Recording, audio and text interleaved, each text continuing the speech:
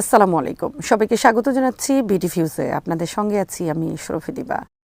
যুক্তরাষ্ট্র ও ইসরায়েলের ইরানে আগ্রাসনের সবচেয়ে ক্ষতিগ্রস্ত হয়েছে উপসাগরীয় আরব দেশগুলো।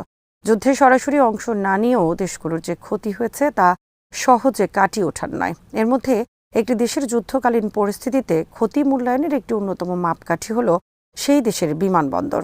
মধ্যপ্রাচ্যের অর্থনৈতিকভাবে সবচেয়ে শক্তিশালী দেশ আরব আমিরাতের বিমান যোগাযোগ বিপর্যস্ত হয়ে পড়েছে। এই যুদ্ধ মধ্যপ্রাচ্যের দেশগুলোতে অর্থনৈতিক বিপর্যয় ডেকে আনতে যাচ্ছে, তা নিয়ে বিস্তারিত থাকছে নাজমুল হাসানের প্রতিবেদনে।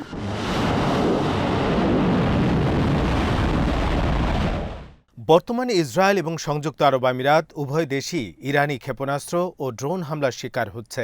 দুই দেশে মানুষের যাতায়াত কমে গেছে। ইসরায়েলের বেন গুরিয়ন আন্তর্জাতিক বিমানবন্দরে সেই সব ইসরায়েলিদের ভিড় দেখা যাচ্ছে যারা দেশে ফেরার চেষ্টা করছেন। এর বিপরীতে দুবাই আন্তর্জাতিক বিমানবন্দরে দেখা যাচ্ছে ভিন্ন চিত্র। সেখানে আগত ফ্লাইটগুলো প্রায় খালি, অথচ ছেড়ে যাওয়া ফ্লাইটগুলো যাত্রীতে ঠাসা, অর্থাৎ আরব আমিরাতের কেউ আর থাকতে চাইছে না।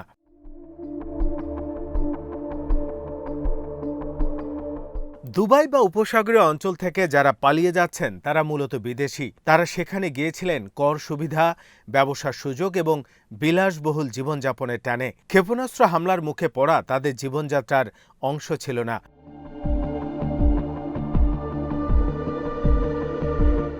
দুবাইয়ে যারা এতদিন বিলাসবহুল জীবনযাপন করতেন তারা নিজেদের জীবনের ঝুঁকি নিয়ে সেখানে থাকতে চাইছেন না। সবাই যে জীবনের ঝুঁকির মধ্যে পড়বেন তা নয়, কিন্তু এক ধরনের অনিশ্চয়তা কাজ করছে। বিমানবন্দরগুলোতে একাধিকবার ইরানের মিসাইল ও ড্রোন আঘাত এনেছে। সবার মনে আতঙ্ক, যদি বিমান যোগাযোগ বন্ধ হয়ে যায় তাহলে এখান থেকে আর বের হতে পারবেন না। এই আতঙ্ক থেকে ধনাঢ্য ব্যক্তিরা আরব আমিরাত ছেড়ে চলে যাচ্ছেন। এর প্রভাব শুধু আমিরাতের অর্থনীতিতে পড়ছে তা নয়, দেশটির ইমেজ মারাত্মকভাবে ক্ষতিগ্রস্ত হচ্ছে। দেশটির প্রতি অনেকে ধীরে ধীরে আগ্রহ হারিয়ে ফেলবেন।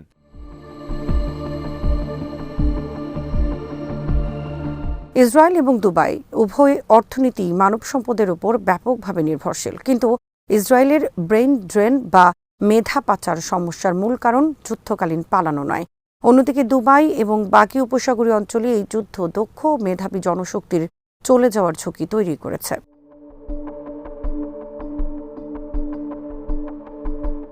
এই যুদ্ধে সবচেয়ে বেশি হুমকির মুখে পড়েছে দুবাই, কারণ সেখানকার জনসংখ্যার ৯০% বিদেশি। তাদের মেধা ও শ্রমই দুবাইকে বিমান চলাচল, অর্থায়ন এবং উচ্চ প্রযুক্তির বৈশ্বিক কেন্দ্রে পরিণত করেছে।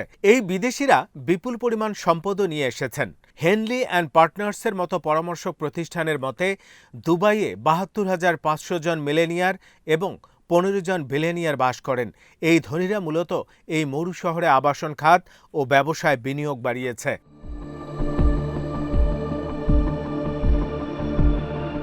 আরব আমিরাতের বাইরে যদি সৌদি আরবের দিকে দেখি তাহলে দেশটিতে বিদেশি জনসংখ্যা প্রায় ৪৪%, বাহরাইনে ৫৩ থেকে ৫৪%। এছাড়া ভৌগোলিক কারণে সৌদি আরব কিছুটা নিরাপদ অবস্থানে রয়েছে। এখন পর্যন্ত আরব আমিরাত ও বাহরাইনে যতটা ইরানের আক্রমণ হয়েছে ততটা সৌদি আরবে হয়নি। ফলে সৌদি আরবের বিদেশিরা কিছুটা স্বস্তিতে রয়েছে। সৌদি আরব থেকে দেশ ত্যাগের সংখ্যাও কম।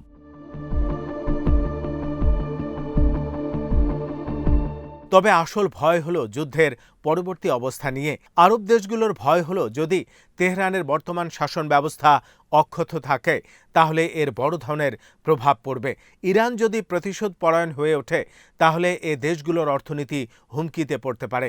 উপসাগরীয় দেশগুলোর জ্বালানি নির্ভরতা কাটিয়ে এবং একটি বৈশ্বিক বহুমুখী অর্থনীতি হওয়ার যে স্বপ্ন তা বাধাগ্রস্ত হবে, কারণ ইরান এই জ্বালানি প্রবাহ নিয়ে যে নিরস্ত্র করার ক্ষমতা রাখে তা প্রমাণ হয়েছে।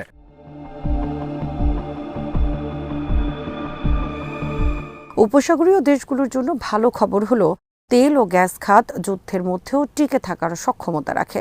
বর্তমানে হরমুজ প্রণালী বন্ধ থাকায় উৎপাদন ও রপ্তানি সাময়িকভাবে ব্যাহত হলেও বিশ্ববাজার উপসাগরীয় জ্বালানির উপর নির্ভরশীল। বিশ্বের ৩০% তেল এবং ১৫% প্রাকৃতিক গ্যাস এই অঞ্চল থেকেই আসে।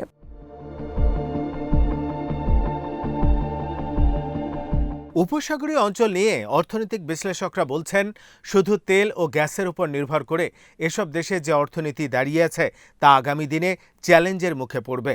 উপসাগরীয় দেশগুলোর নেতারাও তা জানেন। এ কারণে তারা এই অঞ্চলের অর্থনীতির রূপান্তরের উদ্যোগ নিয়েছিলেন। কিন্তু এই যুদ্ধ যেন সব পরিকল্পনা ও হিসাব নিকেশ উলটপালট করে দিয়েছে। বিমান চলাচল, পর্যটন এবং এভিয়েশন হাব হিসেবে এসব দেশের ভূমিকা এখন অত্যন্ত নাজুক।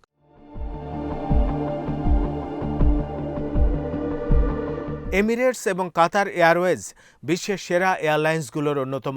দুবাই বিমানবন্দর বিশ্বের ব্যস্ততম ছিল এবং আল মাকতুম বিমানবন্দরকে আরও বিশাল করার পরিকল্পনা চলছিল। কিন্তু যুদ্ধ শুরু হওয়ার পর থেকে এমিরেটস ও কাতার এয়ারওয়েজের শত শত ফ্লাইট বাতিল করতে হয়েছে। কতদিনে এই পরিস্থিতি স্বাভাবিক হবে তা কেউ জানে না।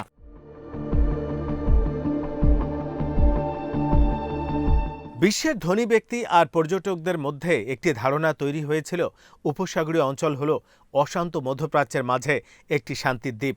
কিন্তু বর্তমান পরিস্থিতিতে সেই ধারণা এখন চ্যালেঞ্জের মুখে। বিশ্বের তেলের প্রয়োজন আছে, মধ্যপ্রাচ্যের তেলের দিকে সারা দুনিয়া তাকিয়ে আছে। কিন্তু যুদ্ধের মধ্যে উপসাগরীয় দেশগুলোর বিলাসবহুল হোটেল বা ওয়াটার পার্কের তো প্রয়োজন নেই। স্বাভাবিকভাবে বিনোদন বা অবকাশ যাপনের জন্য যুদ্ধ পরিস্থিতিতে এসব দেশ ভ্রমণের জন্য কেউ আগ্রহী হবে না।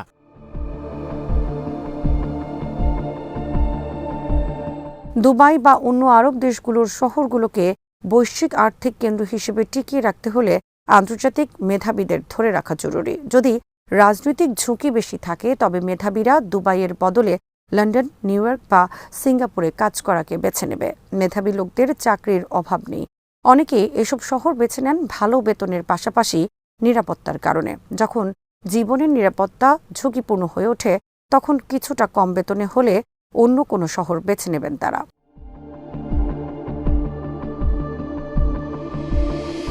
আরব দেশগুলোর প্রযুক্তি খাত এখন হুমকির মুখে।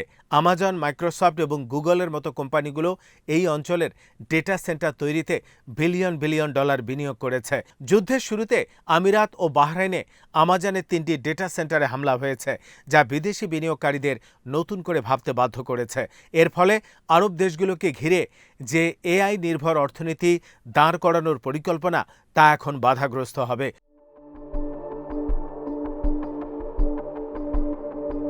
পরিস্থিতি থেকে উত্তরণ নির্ভর করছে যুদ্ধ কিভাবে শেষ হয় তার ওপর। সবচেয়ে খারাপ পরিস্থিতি হবে যদি ইরানে বর্তমান শাসক গোষ্ঠীর অধীনেই থাকে।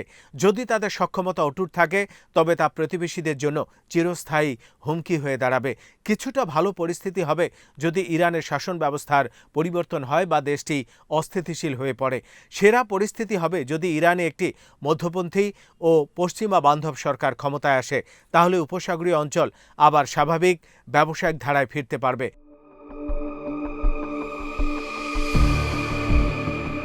কিন্তু ইরানের যুদ্ধের গতি প্রকৃতি দেখে মনে হচ্ছে ইরানের শাসন পরিবর্তনের কোনো সম্ভাবনা নেই, যা আরব শাসকদের জন্য এক প্রকার দুঃসংবাদ। এখন এই অঞ্চলের অর্থনৈতিক স্থিতিশীলতা কেবল তেলের উচ্চ মূল্যের উপর নির্ভর করবে।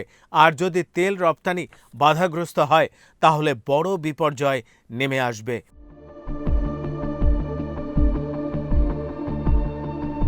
আজ এখানেই শেষ করছি। সবাই ভালো থাকুন, সুস্থ থাকুন এবং দেখতে থাকুন বিডি ভিউজ। চ্যানেলটি ভালো লাগলে সাবস্ক্রাইব করুন, সংযুক্ত থাকুন আমাদের ফেসবুক পেজে। আল্লাহ হাফেজ।